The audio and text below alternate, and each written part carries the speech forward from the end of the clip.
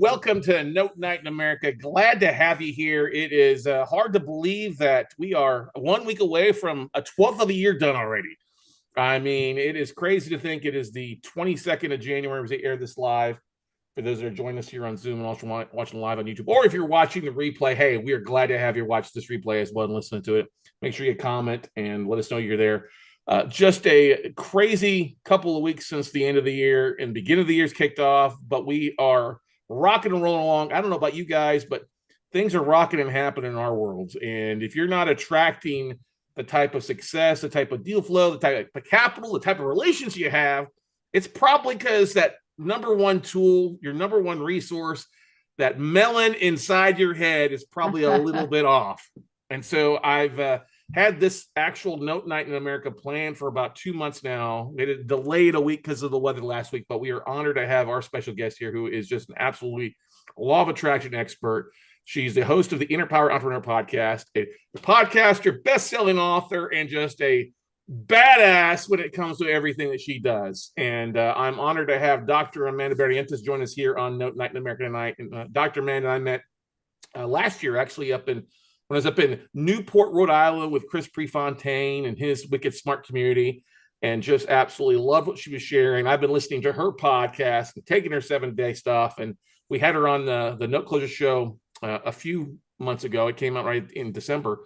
But I really think that what she teaches and what she talks about and what she helps manifest, not only does she talk about it, but she actually did it for herself. And I don't want to take any thunder away from her amazing story that she can share with you guys. But I definitely want you to buckle in, get rid of the distractions, grab you a piece of paper, a beverage, and be prepared to ask questions and interact with us. But what is going on, Dr. Amanda? How are you doing tonight?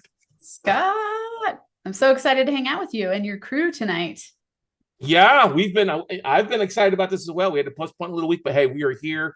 We are rocking. We got folks joining us on YouTube already. Feel free if you're watching live on the tube to comment. Let me know where you're from, what you're doing. Same thing here on Zoom. I see John. I see a few other folks viewing in here as well for you.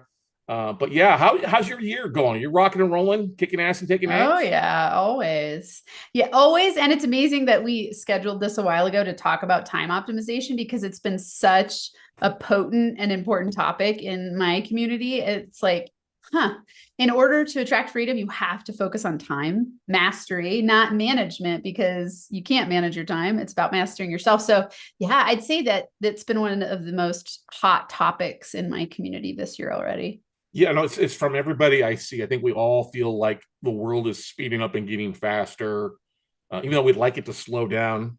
You know, I was cracking up at the holidays around my nephew, and he's like, "Oh, you're so bored. It's so boring." I'm like, kid, you better enjoy this while it drags out because it is not slow. It is getting faster by the day out there. And I think that the most important thing I think I've heard people say is collaboration is key, but taking action is probably the most biggest thing because we all have different opportunities, and sometimes our inner thoughts and our inner fears and doubts. I know I've had this with my coaching calls on Mondays with my students, is that don't be afraid to repeat, make a phone call, take action, and you attract what you get out. If you're not doing anything, guess what? You're going to attract a whole lot of nothing, right?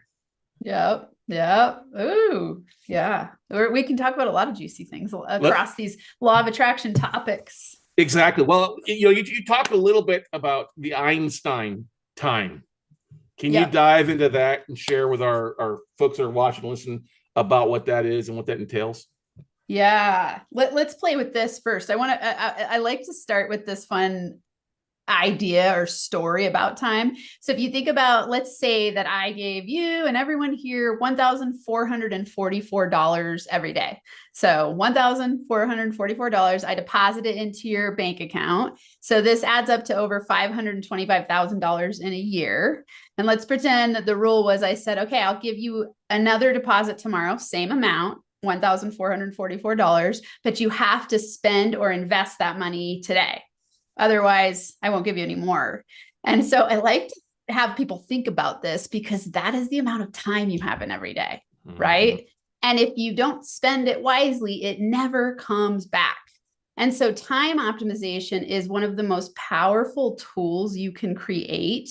One of the most powerful, I would say, mindsets that you want consider how to optimize so that you can then be a master of your time instead of having your time master you. So when we think about Einstein time, what's really interesting to know is that you are the creator of your time. And what I mean by that is most people are victimized by their time and they think, so let's think anyone here, and you could even put this in the comments. I can't see all the comments, I don't think, coming in, but let's see what Scott sees. So, if you think, what do you say about time? Okay. So like type into the chat, what are some of the main things you say about time? And I want to see what some of the common threads are for people if we get any comments coming in. Most important asset I have. Ooh, nice. Don't feel like there's enough in the day.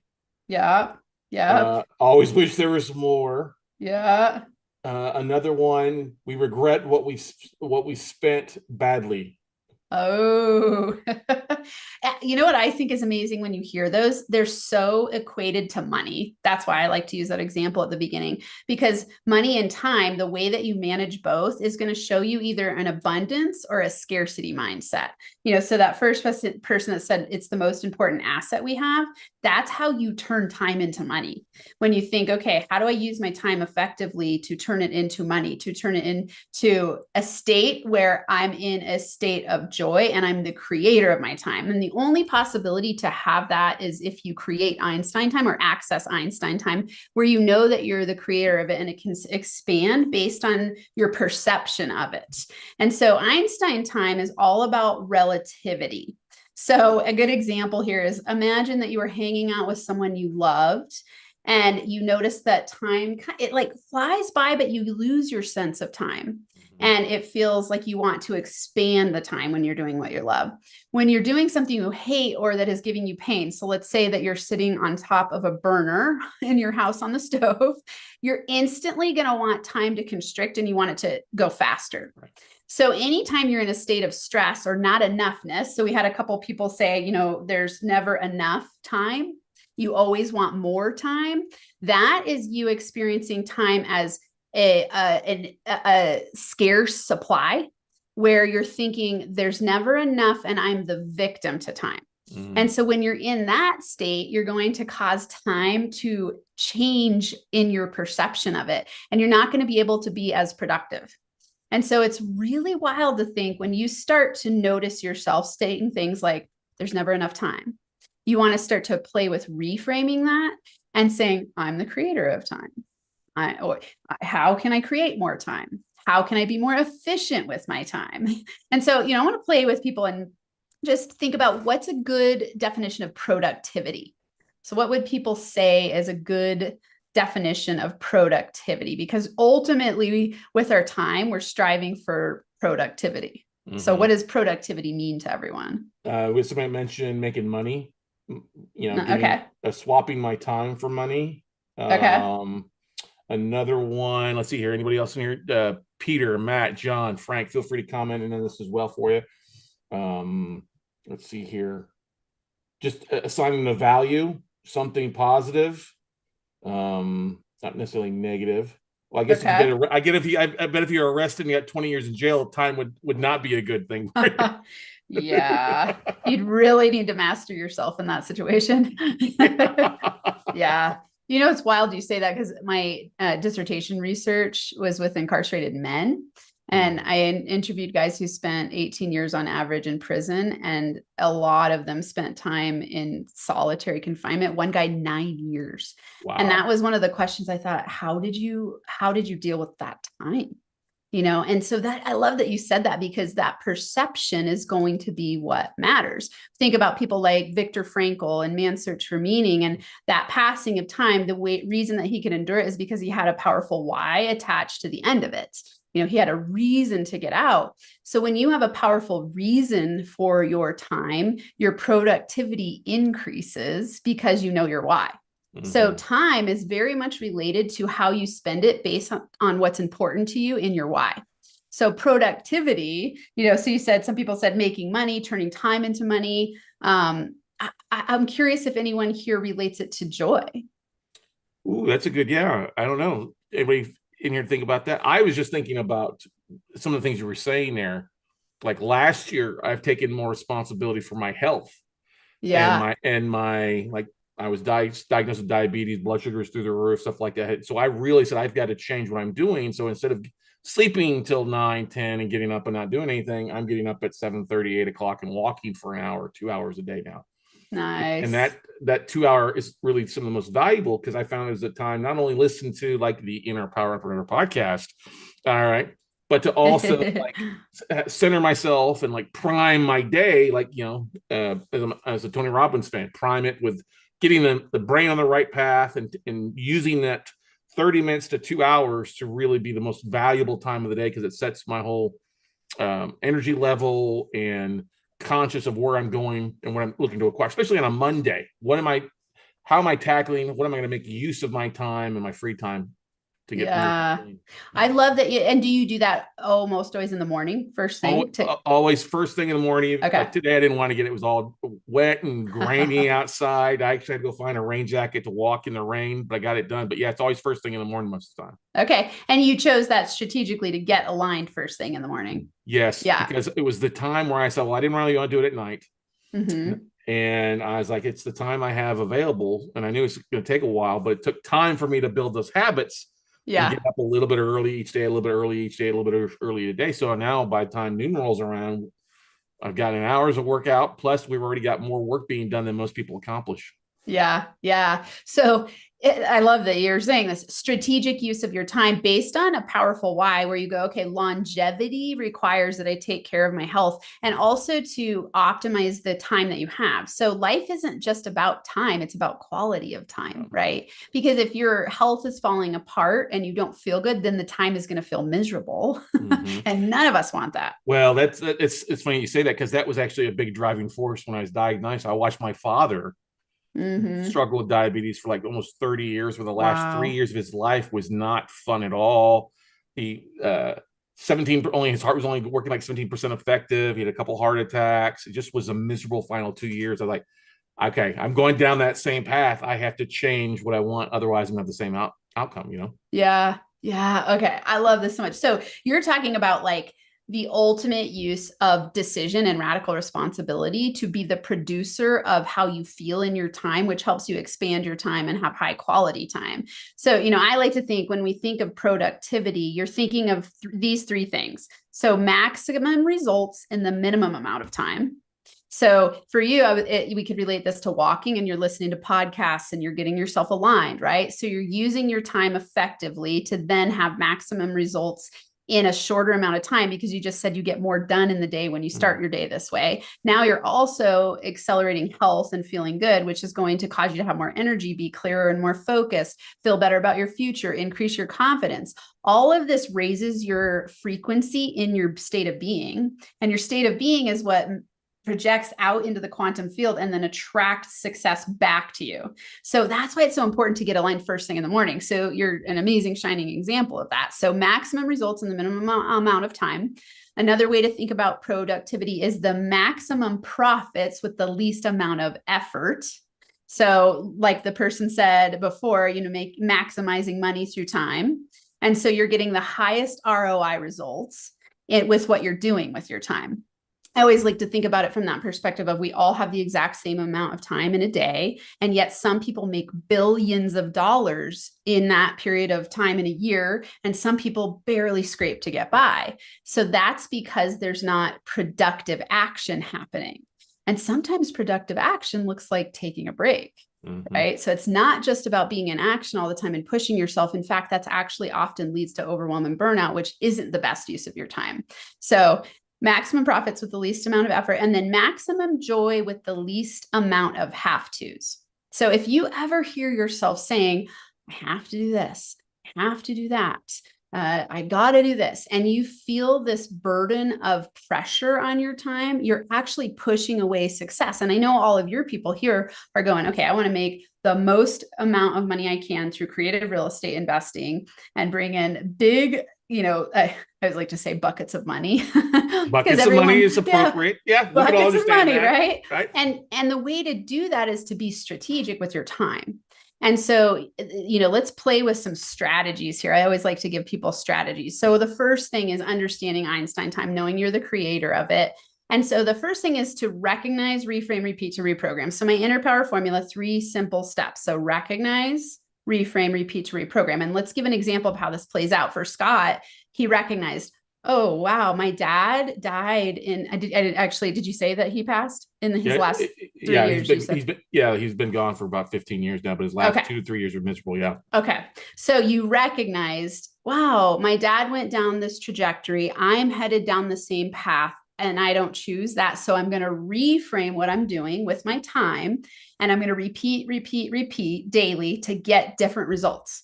And that's all the inner power formula does. It's a really simple strategy to reprogram your subconscious mind. And it's really a law of attraction strategy, because in law of attraction, how you use your time is going to show up in an outer material form.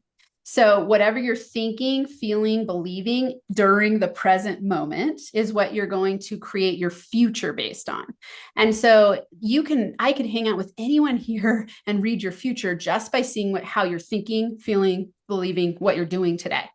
And that is how you can predict your future. You can also know your subconscious thoughts by seeing what's showing up in your outer world. So, we'll just keep going back to this example. You started to see your health degrading. That's an outer world reality of an inner world belief system, because you go, okay, I'm not prioritizing my health. I don't know what you were eating, but it sounds like you wanted to change your exercise habits. So it was probably a mix of those things, probably some stress. And then you decide, oh no, if I stay on this track, recognize, then I'm not. And if I don't reframe, I am going to be led down this road of not feeling good at the end of my life. Right. 100%. And that takes a really conscious being. So high fives to you, because not everybody can do that. And I want everyone here to be thinking about, how can I do that? How can I recognize, reframe, and repeat to reprogram? Because otherwise you're going to continue to get the exact same results. And ultimately, actually, it becomes a downward spiral, because as we age, our health degrades, and time, our perception of time gets even more scarce as we age. Just like you were saying, it was your nephew. It's like, kids feel bored often. They're like, I don't know what to do with my time. They don't feel like it's overloaded. As we age, we put more and more and more and more and more on our plates. And then we lose our time productivity, and we start to feel like victims of our time. And anytime we're victims of our time, we are creating resistance and a lack of flow of money, enjoyment, productivity, and everything starts to get harder and harder. And so to recognize, you want to start playing with, I love that, Peter, idea on daily practice of reprogramming. So on a daily method, one thing you can do is ask yourself, is this task the best use of my time?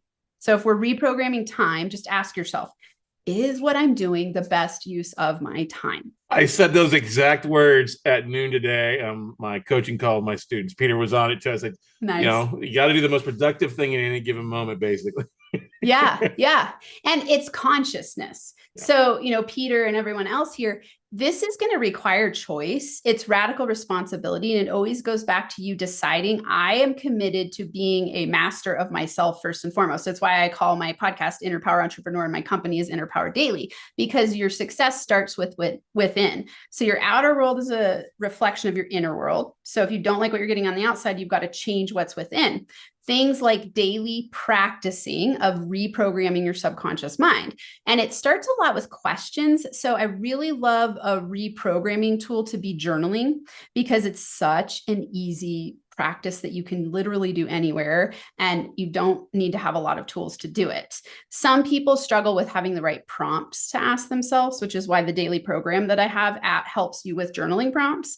But it's, a very simple question. Is this the best use of my time? I'll give everyone a couple more. I like to do this every week in my group coaching program. We ask ourselves every Monday, what did I do last week that worked best? So just ask yourself every Monday, what did I do last week that worked best? And when we say work best, we're saying, what was it the most productive use of our time? Did I get results? Did I get expected results? Did I feel good? Are my relationships thriving? Is my health aligned? Am I getting what I want? So you ask yourself that. And then you ask the next question, what did I do last week that didn't work? So just what did I do last week that didn't work? And then the third question is, now what will I change based on knowing this? So what will I change this week based on knowing this? If you ask yourself these questions every week, you will be shocked by the insights that you get about how you spend your time. So when you're asking yourself, what did I do last week that worked? You're saying, oh, this lead gen system worked well. These calls to these particular avatar, I don't know what you call them in your community, but I think about 5-star clients. You go like, hey, are these my 5-star clients? Am I connecting them with them every day? When I'm making those calls, are my conversion rates high? Am I closing deals? Am I getting new leads? Am I making joint venture partnerships? You can ask yourself all those questions. And if the actions you're taking aren't leading to the expected results, then you better reframe them. Mm-hmm. And so it takes you recognizing what's working and what's not to then reframe. What happens when you repeat this over time is that you start to reprogram your subconscious mind. And the reason this is critical is that we are habitual beings who live by the pleasure pain principle. And so we automatically want to do things that give us more pleasure than pain in the present moment. And often growth is painful. And so we tend to shy away from doing things that are growth filled. The problem with that is that you will never get a future that feels amazing because you're not willing to sit in the present moment of doing the thing that will get you the most results in the long run. Would that be why the gyms are full on January 2nd and empty by February 1st? Yes, absolutely. Or the week after, or the second week of January, people are sore and, oh, this is painful. My trainer kicked my ass, that kind of stuff. Yeah, that's exactly it right there. Yes. And so, don't be one of those people, right? Like if you're going to commit to something, you've got to decide, commit, and take strategic daily action on repeat. And then it becomes a habit over time. So, I like to think about your subconscious mind as the storehouse for your habits. Mm-hmm. And your habits are created through automaticity. So automaticity, all that means is that you repeated something consciously long enough for it to become unconscious. So you go, okay, like you're saying now it's probably automatic for you to get up and take your walk. Whereas when you first started, you had to be like, I'm going to choose to do this. And then you did it again and again. And now you're starting to receive some of the benefits. And then you go, okay, now I'm starting to get it. I would even say we get addicted to the feeling of totally. Yeah. Steph has said that too. My better, she's like, oh, you're addicted. Just lay in bed and snuggle for a little bit. Like I got to get up and get my walk in. You know what I mean? Yeah. Like you're addicted now. I'm like, yeah, I am actually. Well, and that's sometimes like the high achiever mentality, which I would say is great about entrepreneurs. It's something that I think entrepreneurs uniquely have as a characteristics that a lot of other people do not, which they are willing to sit in more, quote unquote, pain in the now because they see the long-term possibility of gain. And, that's something that's actually a true gift because there are only 3 things that change us. One would be developmental trajectories where you're just age and things change over time. 2 would be cataclysmic events or just big events like getting married or getting sick or getting in an accident. That's going to change your decisions or your values. And then 3 is choice, conscious choice. And most people don't want to make the conscious choice because it's what we tend to do is wait till something bad happens and then it forces us to choose. And, I get it. I've been there too.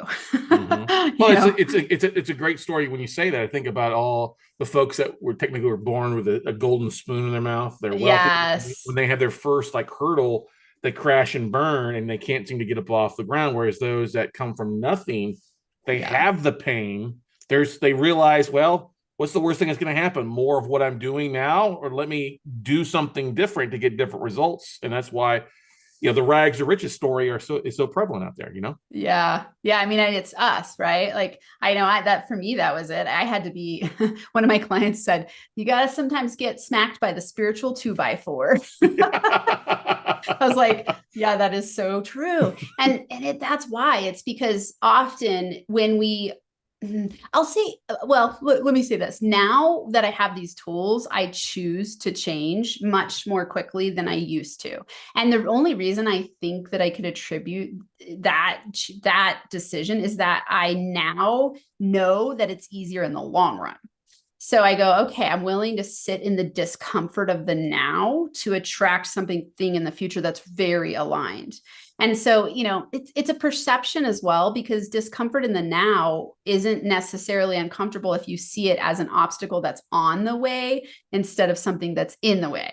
So it's this concept of going like, oh, do I see growth as bad challenge, or do I see growth as growth filled challenge? And so, on the upward spiral trajectory, when you're at the bottom part of the spiral, that's where people perceive pain.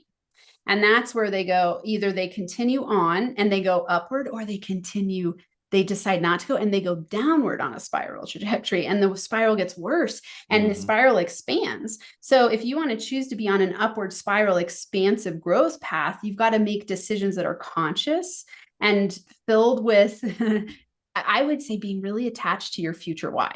And going, okay, what is the legacy I'm choosing to leave? What kind of intergenerational patterns am I breaking in my family? What kind of, why do I want to do what I'm doing as an entrepreneur? And when you get aligned with that, that's when time becomes magnetic to opportunities, success, money, fulfillment, joy. And anytime you're in those states, you're really accessing the power of Einstein time, because now you create your time, you create more energy, and now you become, I think of it as just becoming an attractor magnet to what you consciously say you want. Makes so much sense, because the downward spiral, it kind of falls in line with what you said earlier. If you're in that bad headspace, you seem to attract more bad space, and that's why we see people who get tripped up by one bad thing, they lead to two bad things, three bad things, and the whole day or week just becoming a shit show in a lot of cases, right?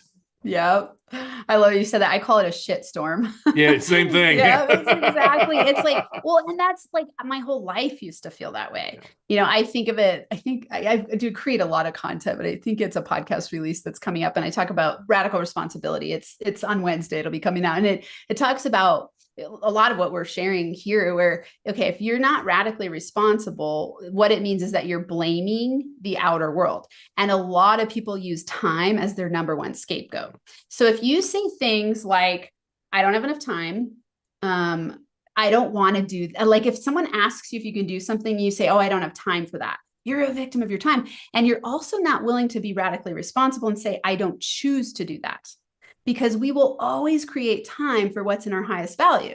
An example would be, let's say your kid runs into your office and says, Dad, I want to play football. And you're in the middle of, your business day and everything's designed. And you're like, no, that's not, no, I usually a dad would say, I don't have enough time right now. No, I don't have time.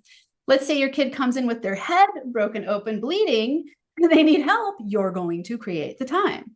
Right. So it's not true that you don't have the time. And so you want to start shifting and reframing away from saying things like, I don't have the time. And you want to say, I choose to do blank with my time instead. And this will start to have you create ownership of your time. And when you're in that radical responsibility place, now you become a conscious, deliberate creator of your reality. When you're in a victim place, it means that you're blaming something else outside of you, in this case, time. And you're thinking, I'm a victim to time. I don't have enough of it, which then perpetuates the downward spiral of scarcity mindedness, and then often leads to scarcity of money. I relate those two a lot. And sometimes they're not, because you could have an abundance of money in the bank, but still feel really strapped for time and really stressed out. And I see that a lot with entrepreneurs. They can be, uber successful and making multi-millions of dollars, and they still feel stressed out. And typically what they'll say, I don't have enough time. So there's this victim feeling around time, even though they've generated a lot of money. Sometimes they go together, where if you're scarcity minded, you might not have a lot of time or money. Sometimes it's one or the other, or sometimes it's, oh, hey, I make a lot of money. Now I don't have time for my relationships. And so it's either or thinking. You're stuck in either or thinking and scarcity mindedness when you think, I only have time for this thing, not this and this. So it's either or versus both and. Well, it makes me think too, when you're talking about that, how so many entrepreneurs, especially in real estate, we're control freaks. We have to control everything, and those that are most successful are the ones that delegate the most, and probably the most happiest are the ones that, if they can't get things done, they delegate it to something so they can spend their time on what they really want to spend their time on, right? Yes. Oh, great. Let's go there. That's amazing that you just said that. So anytime that you want to access the power of Einstein time and attract from a state of inner power and really be the deliberate creator of your time, you always want to be dropping, automating, delegating. everything you possibly can. That's not in alignment with your zone of genius. So I'm sure a lot of people here have heard of the 80-20 rule. Nope. And so this is how you would apply the 80-20 rule is you go, okay, if 80% of my results are coming from 20% of my input, how could I hyper focus on that 20 to get even more results and have them feel good? And so you've got to first recognize what is the 80-20 split of how I spend my time. And so here's a great strategy for everyone. If you just take a piece of paper or in your journal on the left column, on the very far left, you just write down item by item how you spend your time. And when I do this with people, sometimes I have them do a quarter, sometimes just a week, depending on how long we have. And you just write down every item of that you spent your time on personally and professionally. The next column, you would write, did you enjoy it or hate it? And like some spectrum in between. So joy would be like 10, hate would be 0. And so anything, and then scale it in that between. So if, let's say it's a 5, it's kind of neutral, right? You're like, didn't love it, didn't hate it. Then in the next one, you realize, okay, with these things that I spent my time on that aren't a 10, those are your 80 things. The things that are 10s are your 20 things. And if you focus on those 20 things and you're in your zone of genius, then you can expand time. So anything that's not, I'd say a 9 or a 10 to start with, you want to then the next column, write, drop, automate, or delegate. So drop things would be things that are just inessential nonsense that you've been told you should do. So it could be, depending on the types of businesses everyone's building, let's say you're building a brand and someone told you should do a whole bunch of social media. You want to be asking yourself, is this necessary? Is it getting any results? So you could potentially drop something you're doing there. That's just one example. Automate would look like automated systems, so follow-up lead gen systems, like we were talking about at the beginning. You've got to contact people multiple times before you close a deal. So you need automated systems for this. If you don't have automated systems, you're going to feel stressed out and burnt out a lot. And then delegate would be delegating to somebody who, and I say two things for this. Delegation sometimes looks like find somebody who's, 80% as good as you are and delegate to them. That's going to be in the earlier stages of business.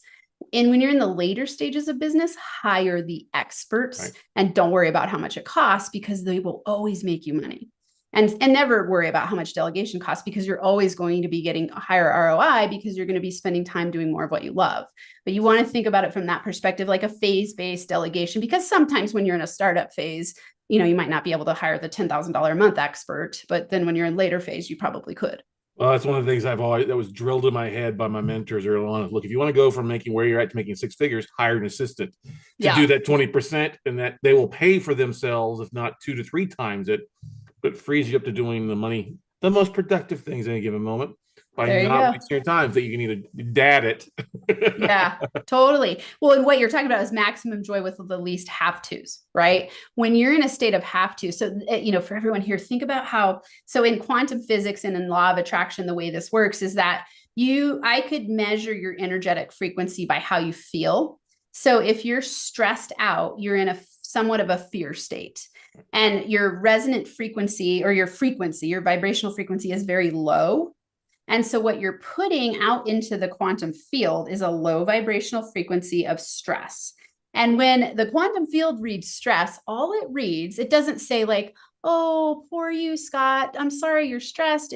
Let me help you by sending you a whole bunch of nice stuff so you're not stressed.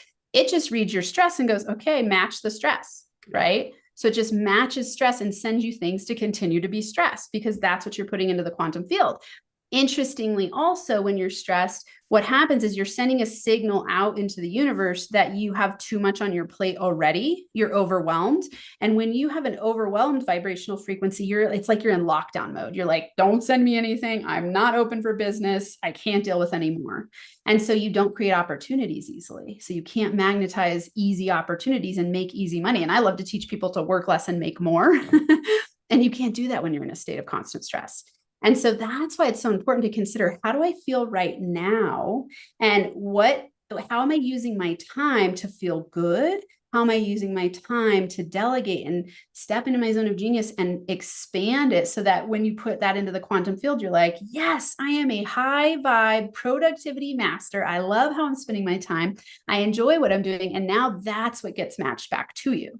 So easier opportunities come your way. When I've had the coolest, joint ventures or just clients coming my way out of, it feels like thin air, it's because I'm in a state of flow and I'm feeling very expansive with my time.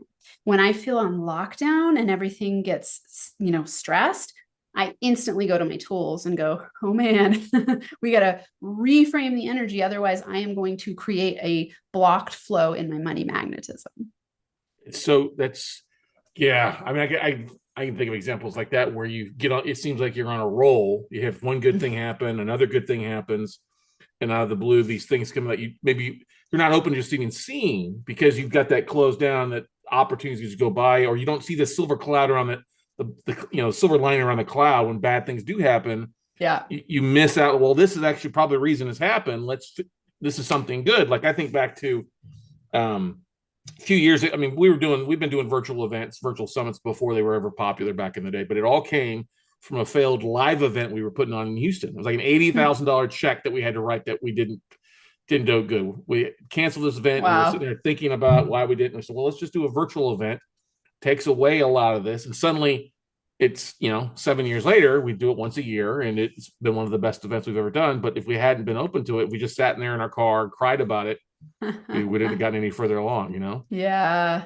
I mean, and that's really like the ultimate mindset right there is what can I learn from the perceived quote unquote failures? So some people, if they looked at that as failure, all it would mean if they failed is that they gave up and didn't now then do the virtual event, right? Mm-hmm. They just go like, oh, we failed, we did bad, we did wrong, we lost money, yada, yada, yada. And now we don't succeed in the future. And instead, somebody who decides to optimize time for the future and really align themselves with future success, they go like, I learned a lot from that lesson. Mm-hmm. Like, what can I learn from that lesson? And, so I always have people, especially if you're charged about something from the past, you're going to project it into the future. So my definition of fear is the future expectation of awful results.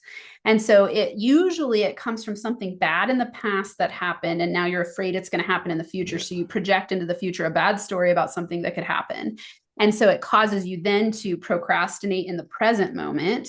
It causes you to beat yourself up and think, what if I fail? I better not take action. I better not, we just beat ourselves up with these things. And so then you create a future to be afraid of. And you create things to attract your way, to prove to you that fear is real and that it's something that's going to stop you. And so instead, I like to people to get in the flow state. I think of flow as the future looking for opportunities. Faithfully looking for opportunities to win. And it could be future based, right? So you're looking for opportunities to win, and whatever you focus on expands. So if you're focusing on fear, that's what expands. If you're focusing on flow, that's what expands. So for you, wow. I mean, that's powerful because, 80 grand is a lot to lose. And you could have gone into a fear state and just thrown in the towel and given up. Instead, you used it as a learning opportunity. Now you get into a flow state and it's expanded. I'm sure there have been bumps along the way and here you are continuing to go. Yeah. Well, I think about also too, a lot of folks that we speak to, because when people reach up the phone and they book a call with me to talk about note investing, one of the biggest things that overwhelmingly hear from those that aren't taking action is they went through a bad time in 2008, 9, and 10. They had a foreclosure, or they had a rentals, their financing fell through.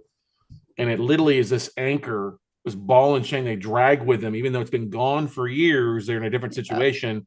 It still haunts their future because that's what they think about. Yeah. Yeah. And what you're talking about is sabotage, right? We sabotage ourselves from future success based on our past perceived failures. And so, a really great strategy for people who are stuck in that situation. And I hear this too, because I work with a lot of real estate investors, and I hear this often like, but what if it happens again? And so they're holding on in this fear state. And so play with a benefits list. So this is a really powerful strategy where you write, what are the benefits of that blank thing that happened? So write down every single positive thing that you can think of that happened from that, the 2008 crash. And when you write a list, and this is challenging for people to do, I say get to 250 benefits. Wow. Yeah. So the reason I say that is because it starts to then tap into your subconscious belief system. When you just go on the surface, you don't dig in enough, and you really got to unearth the subconscious belief system. My favorite quote of all time, and the one that I run my whole business by, is by Carl Jung. And he says, until you make the unconscious conscious, it will direct your life and you will call it fate. And so it's our job, if we want to change our future reality, we want to tap into our subconscious and understand what it's holding in our belief system, and then projecting out and attracting our future to us. And so we get to go like, what do I believe to be true about 2008? And if I'm holding any fear around it, I'm projecting that into the future and attracting it to me to prove that it's true, that it's going to happen again. And you're a powerful being. You will attract realities that are really tough based on your belief system. And so it's in your benefit and in your best interest to access the law of attraction in a strategic way, like I teach, and reprogram your mindset to attract from a state of flow instead of a state of fear. Otherwise, it'll just happen again. Well, I also like the fact 250, there is something to be said about writing something down so often that you really do a deeper dive. What happens? Have you had folks that couldn't get to 250 with something? Oh, they yeah. were just so stuck in their way in a lot of cases. Yeah, definitely. So I'll say this, if you do this on your own, it will take time. You're not going to do it in one sitting. So when I do it to work on myself, I'll put it on my desktop on a spreadsheet, and I'll start. And sometimes I'll knock out like 30. And then I get to a stuck point, and then I'm like, and then something will happen that will make me think of 10 more. And you keep adding and adding to it until what happens is you will start to, in your mind, neutralize the event. And you will see that there were just as many drawbacks as benefits to the situation. And that's always the case with every experience we have. The difference is that sometimes we perceive them to be bad consciously, and we don't see the subconscious benefits. So we typically see, in a fear-based situation, we typically consciously see all the bad parts of it, but we don't see any of the subconscious good parts of it. And it's always balanced, because that's the way the universe works. So our inner conscious is actually of the boogeyman, basically, in a lot of totally. cases. Yeah. And you know why? It's actually an amazing survival mechanism, right? Like, we are wired to remember bad things 8 times more easily than good things, because it keeps us safe. And so that's why you've actually got to make a conscious effort to program yourself to see the good stuff, because automatically your brain wants to see the challenges and the things bad that have happened to keep you safe in the future. And so that's why you've got to actually program yourself to see the positive. And most people don't know that. I often think, like, when I talk to people, they perceive these successful entrepreneurs, and they're like, they just, kind of magically got that way. It's like, no, that is strategy. It is strategic to have a happy, fulfilling, rewarding, successful business, a happy, rewarding, fulfilling, successful relationship, a happy, rewarding, successful bank account. That is strategy. It doesn't just happen to you, because we're not wired for that to happen to us. We can be really abundant. I do think that we are all born to be abundant, but we have so many blocks to it. And we have so many subconscious sabotage problems that cause us to not get there, that people are much more likely to be on the end of that than on thriving and feeling really good in their lives. Wow. I'm sitting here just going through bad things that happened, but how I wouldn't be where I'm at today if those bad things hadn't happened back in the time. You know what I mean? What does Frank say here? The dailygcode.com or something like that. I don't know what that means there, Frank, but anyway. I don't know that either. Yeah. But it's so the thing is that our once would have tripped us up, like going through divorce or going through a bankruptcy or having a deal go south. Trips with us often becomes a rallying point that is like a scar that we wear now. We can move forward. Yeah. I've got a friend who was a cutter when they were younger, and they've got scars on their stuff, but now it's something that they wear proudly versus covering it up because they overcame that. Yeah, absolutely. Well, it's impossible to grow without challenge. And so, if you're wishing for a one-sided experience where you only experience happy gain, you're never going to grow. You can't evolve without challenge. And so how you perceive it is what matters. And just like you said, the difference between successful and unsuccessful people will be their state of mind and what you're talking about. When those challenges happen, do they decide to see it as a gain and a lesson and something that made them who they are today in a more exponentially I'd say like fulfilling your potential way, or does it cause them to blame, feel like a victim, think it's going to happen again, think that it's someone else's outside of them's fault? So it's like I always ask people, who are you blaming, past or present, for your current reality? Whatever that is, that gives you clues into you not owning radical responsibility for being the creator of your reality. So if you are blaming COVID, or you're blaming the 2008 crash, and you're saying that's why I'm not successful today, you are stuck in a victim mindset, and that you're never going to get the outcomes you want unless you start to reprogram yourself to let that go and to transform the energy around it. So shouldn't we have you talking to our politicians who always love to blame the last guy or the last person, yes, or the person across the debate from them? Yes, absolutely. Peter says on here, mental block, I'm guessing, is also a factor. Oh, absolutely. Yes. So I would think of mental blocks as subconscious belief system. So I came up with a term called competing commitments. And what this means is that you have a competing commitment between your conscious and your subconscious mind. This would be a mental block. So consciously, let's say you go, I want to be a 6 or 7 figure real estate investor. Subconsciously, you might be saying, I don't know what I'm doing, but it crashed in 2008 and I lost all my money. I'm an imposter. And what if I lose it again? All these things wrapped up. And then, so your subconscious is 95% of you. That's wild to think about. 95%, only 5% of you is conscious. So if you have this competing commitment going on and you're not aligned, then what do you think is going to win out? The 5% or the 95%? It's always the 95%. And that's why subconscious reprogramming is so important. You can't change your reality until you subconsciously reprogram yourself. It's so good. So many things come to mind. And I'm sure everybody on here is like, I think he's like, thank you. You're welcome, Peter. It's such a gift to know. I mean, for me, this all started when, like I've told my story on your podcast, but really for me, it was like, I was very stuck in victim mindedness. I blamed everything in my surroundings, like starting from, it was wild to like go through my history and be like, oh, I blamed my parents and I blamed my brother. And then I blamed my ex-husband. And then I blamed religion and sociology and feminism. Yeah. I mean, I could go down the list.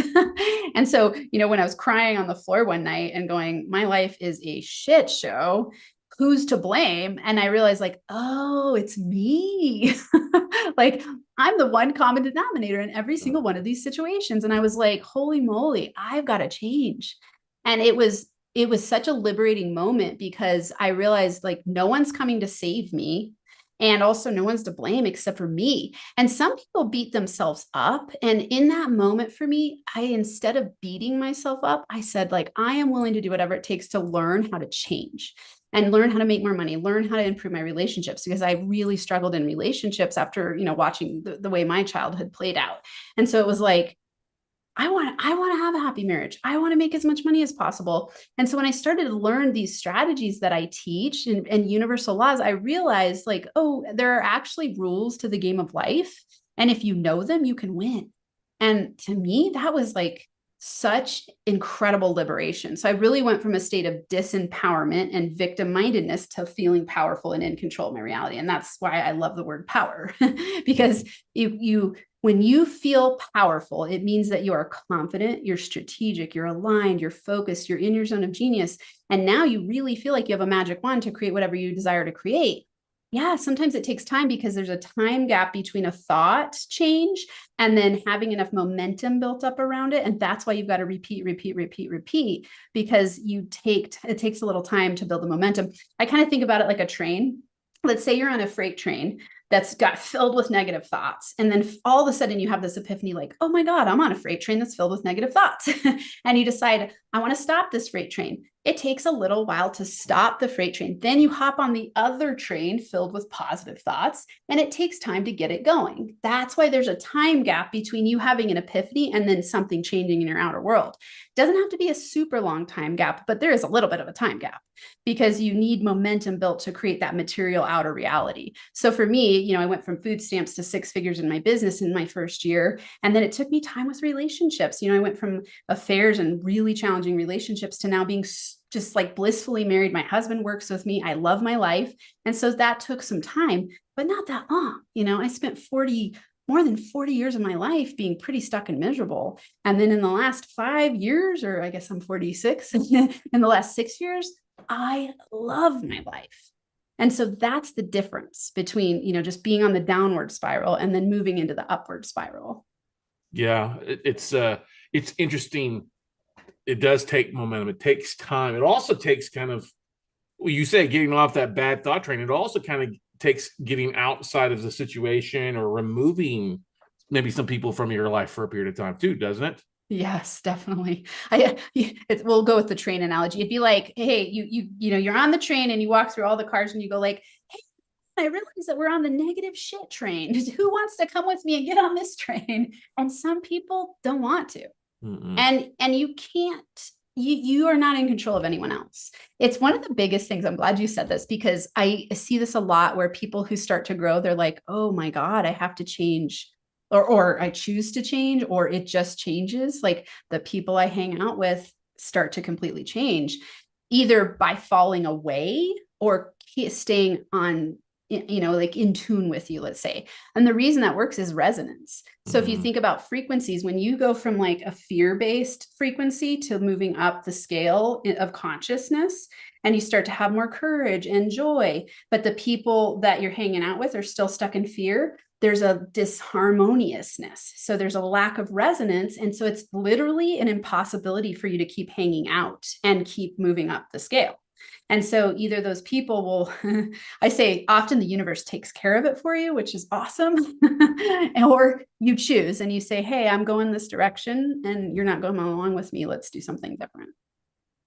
You have to, I think sometimes you've got to have those epiphanies, like this person is not good for me, or I need to quit hanging out with him. And sometimes it's the hardest when we're changing things. I have those conversations with people, especially trying to leave the job to become a full-time entrepreneur, and the backlash they get from friends or family. They don't understand. Like, what do you think? You're too good for us now? Yeah. Or they're like, oh, you can't do that. You're an idiot, or you're Bob, crazy. Exactly. Yeah. Bob, the computer guy, not Bob, the real estate mogul. You know what I mean? Yeah. So, I like in the beginning of a new quest, I often say, choose wisely who you tell, because you don't want people to, like, it's like planting a seed in a new garden, and you don't want people to be trampling on it. You want to give it time to be nurtured and grow. And so choose allies who are growth minded. It's also why I like to create group programs, and like you have as well, you have a community of people, because we need that.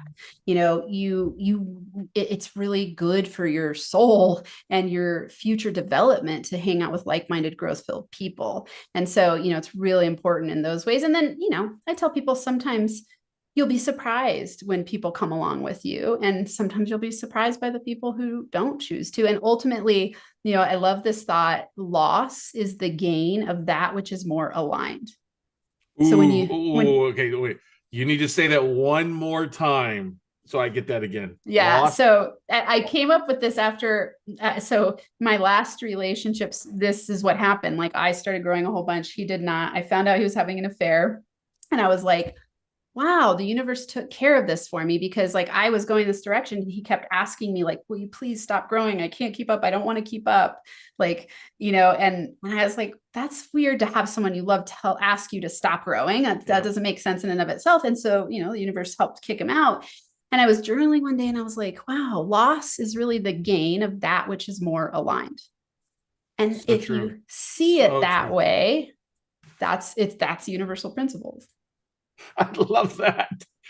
I'm having like images of things like that happen. Like when I was first married out of school, I was reading more stuff, changing my mind, writing my goals, and laminating, putting on the buy the TV and buy the refrigerator. Yes, I love it. And my wife at the time worked with autistic children, and I would come home as my mother-in-law's come over, and all my lists are ripped down and thrown in the drawers. I'm like, what happened to my list?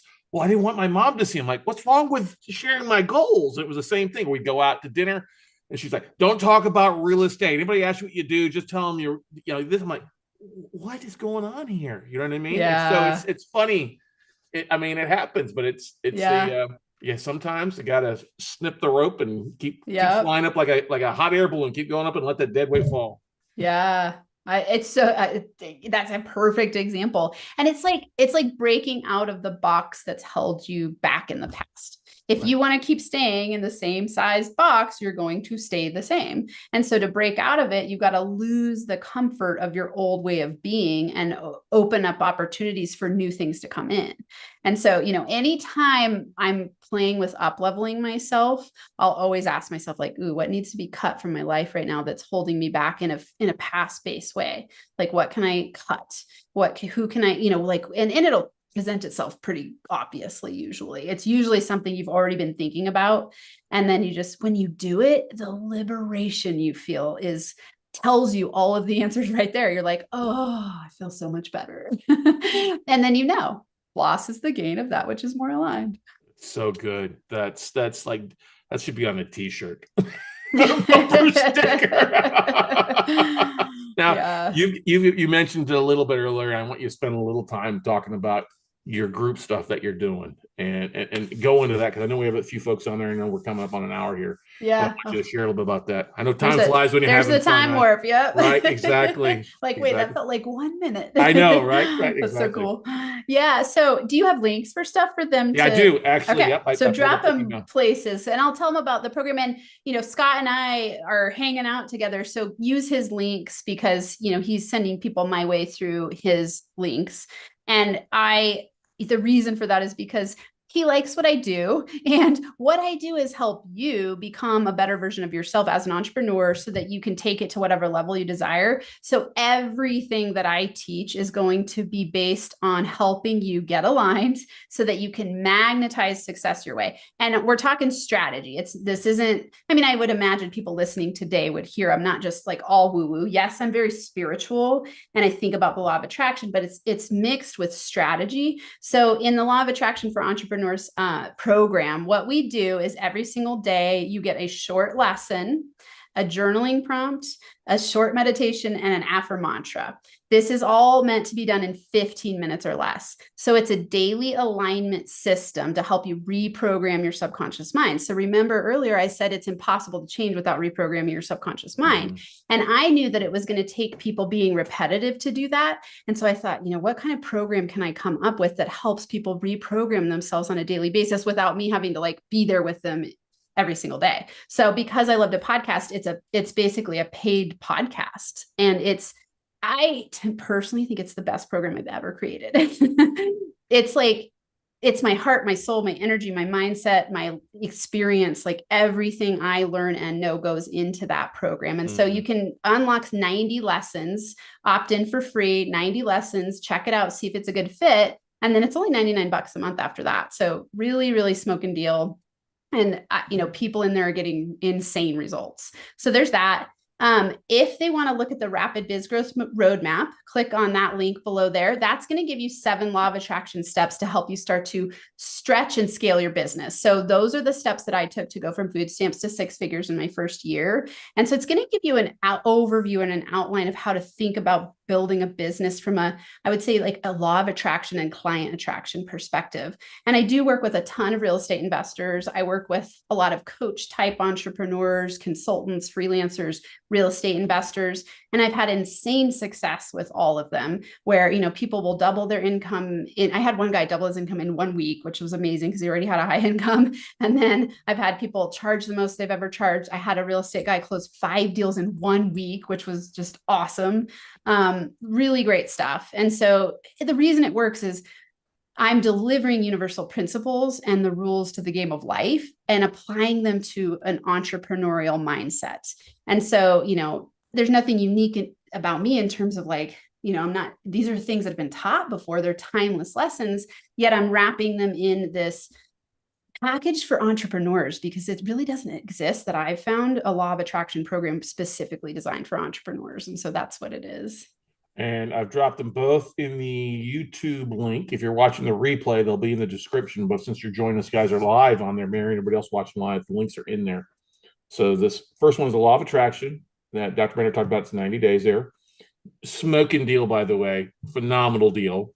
And then, of course, your rapid biz growth is also phenomenal as well. So yeah, and that one's a free masterclass. So they can take the free masterclass. And then of course, if they wanted to join me in my group, that's a higher level. If you're making 6K or more per month in your business, then that's a higher level where you hang out with me in the group twice a week. I mean, we like deep dive and that's for rapid business growth. So, if on the rapid biz growth roadmap, there's a spot to do a consult with me there. So if they're interested in that, I cherry pick the people that come into that community. Mm-hmm. Now, who aren't the people you want to talk to? The Debbie Downers, the people that have an excuse for everything, or people that are like, hey, I need to do something. I need to make 2024 my best year yet. Oh yeah. I love that you say this because I was on a podcast once and this person was asking me the funniest questions. I was like, weird. I don't have this problem. She's like, what do you tell someone when they're just not taking action and this? And then I said, I just don't attract those people because that's not me. And you attract who you are and what you are. So what I've noticed is that when people come into, let's say the law of attraction for entrepreneurs, they'll kick themselves out pretty quickly because what they want, they're looking for a magic pill. They're looking for someone else to solve their problems and they're not willing to do what it takes. And so they can kick themselves out. And so I don't interact with people like that very much. I definitely attract action takers who are really into evolving. I would say people who in some ways think about their business, they might not have this conscious thought like, oh, I think about my business spiritually, but it's like they really care about the people they work with and they really care about leaving a legacy and they really care about building wealth from a strategic place and feeling good while they do it. And so, I attract action takers and obviously if you come into my community, you're going to need to be at least law of attraction curious. You might not be like, oh, that's what I was looking for. But once you start to hear the principles, I love it so much when people come in and they're like, well, at first I wasn't sure about you and what you teach. And then they're like, oh my God, this is what I've been missing my whole life. And so, I love to attract the law of attraction curious. Who wouldn't love to have, instead of our conscious and stinking thinking sometimes, Dr. Amanda as our conscious? It's like that little, like Petto or the little cricket, Jiminy Cricket, to tell us exactly what we need to be thinking, how we need to overcome that and do that. That's awesome. That's phenomenal. Any questions, comments from you guys that are watching us live, join us on here? Feel free. Now's the time to ask. So if you want to come on live, you have a specific thing you want to talk about, feel free or ask Dr. Amanda. We'll let you do that. Or is there a way to schedule a call with you or anything like that straight on the website too, right? Yep. If they go to that link you put for the Rapid Biz Growth Roadmap, right under the video, there's a consult link so they can schedule there. If they go to any of my things, if they type in Inner Power Entrepreneur to go to the podcast, they'll find it. I've got a ton of free and paid for resources for people. So my genius is ID, which stands for innovation and discernment. So I love to come up with solutions for people. So like I'm constantly creating methods and strategies and like it's like all I do. Yeah, so definitely. Lots of cool stuff for people. Let's see here. Where are the links on to? You've not seen them. Well, Mary Ann, probably refresh your screen because they're literally above your comment here. So it's in the comments. If you probably just need to hit a refresh on your screen there if you're watching on YouTube, because I just posted them there and I see them above your comment as I'm looking on here for everything there for you. Now, what's one of your big goals? I always like to ask this. What's one of your big goals or big things you're searching for here in 2024? I know you're excited. You're getting ready to head to Orlando here for PodFest this coming week, right? Is this your first time going to PodFest? It is, yeah. Which is crazy. I've been podcasting for 5 years and we're top 2% globally, and I've never been to PodFest. So I was like, okay, I guess this year's my year. Have you been before? I've spoken at it before. Yeah, I've been a couple times. Okay, cool. I know Chris Cremosis and a lot of the folks. I actually probably know about a good third of the speakers. I've either been on their shows or nice. You'll have a great time there. Really good time. Good. Yeah, I can't wait. And then I'm like, okay, I got to make the connections to speak there next year if I'm going to go. Right, exactly. Yeah. But that's the beautiful thing is the events like that, especially if you're going. And this falls in line with what of making connections and using it to it's not 3 days of getting away and being Orlando. It's 3 days of making connections. And it's a great event especially now that they're showing literally all the speakers and their podcast on the website. You can literally go down there. Yeah. The only thing I wish they did is they put a connection link to their social. So I've got a Google folks that I want to make a connection with, but you'll do great. I'll shoot you an email if you folks to talk to that I think you'll love. Awesome. That'd be amazing. Thank you. Besides business, though, this all falls in line. We've talked about this for a lot with our relationships, our personal relationships, dating, spouses, in-laws, parents, children too, in a lot of cases, because a lot of folks are dealing with that these days. I always joke, I mean, we're the same age, although you don't look my age, you look a lot younger. All right. It's that it's a different time now with raising kids and dealing with things than it was years ago when we were growing up. It seems a lot of cases too. And it seems to be more like my sister has a son, seems she has more issues that we never dealt with in a lot of cases. Oh yeah, definitely. Oh yeah. I would say that's true. It's wild because I have a big spectrum in ages. So a 25, 21, 18, and then 11 because blended family. So fourth is my stepson. And, it's like wild to think about the difference between what the 25-year-old experienced and the 11-year-old, and then what we did as kids. It's like different eras, different tools, different strategies needed. So have your kids, have you applied what a lot of the things you're teaching in with your kids as they've grown and evolved? Oh, yeah. Especially the older ones have gone through from the famine to the feast aspect of it too, right? Oh yeah. It was wild at first to change myself so much. And at first, like I had a lot of issues with codependency. So I was very much like the people pleaser and kind of doormat and wanted my kids to always like me. And so when I started setting boundaries and being more intense, they were like, where did our nice mom go? And now on the other side of it, they're like, my oldest is an entrepreneur. Actually, all of my children will be entrepreneurs. Like, and they're like, they're really powerful creatures. They're like in the world doing awesome stuff. And so, it took some time to reprogram them.